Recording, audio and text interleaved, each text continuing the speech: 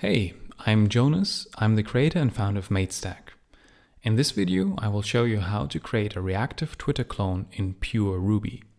We will use the gem matestack-ui-core, which enables us to implement our UI in some Ruby classes rather than writing ERB, HAML or Slim views. Furthermore, we don't need to touch JavaScript in order to create reactive UI features, such as updating the DOM without a full browser page reload, or syncing multiple web clients through Action Cable. Why should you be interested in implementing reactive UIs in pure Ruby? When starting to create UI code in pure Ruby, you're able to use all kinds of Ruby's amazing language features while implementing a clean, more readable and maintainable codebase. Imagine utilizing class inheritance, modules or even meta programming when working on your UI code. Skip using templating engine syntax and write pure Ruby. Guess how much fun that is?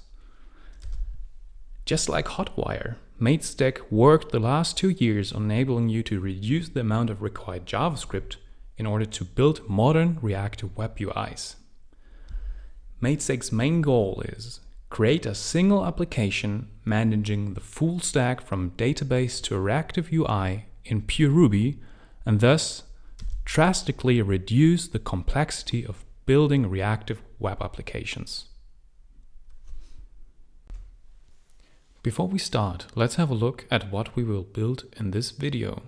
Just a quick reminder, all features you see now are implemented in pure Ruby. We're using a simple Rails 6 app, a simple active record model, classic Rails routing and well-known controllers. As you will see in a bit, we're just replacing Rails views and nothing else. We will create a simple timeline containing a form on top and list all tweets below that form. When submitting the form with missing input, data is posted to the server in a background HTTP request. The form automatically renders active record errors and we will see some reactive feedback, all happening without a full browser page reload. So we see active record validation messages here and some reactive feedback. When submitting the form with all required input, the new tweet will immediately appear below the form, again without any reload required. Additionally, we see some reactive feedback indicating that our tweet was created. So let's create a tweet. And we see the fresh tweet below the form. We are then able to like the tweet and immediately see how the likes counter was increased. First, we will implement the reactive list using a super simple HTTP-only approach. Afterwards, we will add an Action Cable integration, sync all connected web clients, and fine-tune our implementation for better scalability. So let's have a look at 2 connected web clients. Posting something again. And both clients are connected and in sync. Just in case you want to speed up initial page reload, we will demonstrate how to defer rendering specific parts of the UI through subsequent HTTP requests. So let's reload that page. And you saw deferred rendering of that list. And the defer component in this example is configured to defer the rendering of that list for 500 milliseconds. So normally it would be appearing right after page load. That was just an example.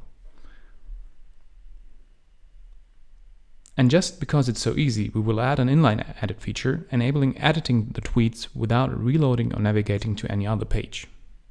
So let's edit this tweet. Press enter, and it's edited and synced to all clients. On top of all of that, we are adding a second page where we are able to edit our profile. We're using some basic CSS animations, enriching the dynamic page transitions. So let's head to the second page and head back to the first page, and you see how we are using some CSS animations enriching that dynamic page transition. And you see how the URL is changing And we're just using classic Rails routing for that. Can you imagine implementing all of that in pure Ruby? Let's see how that works.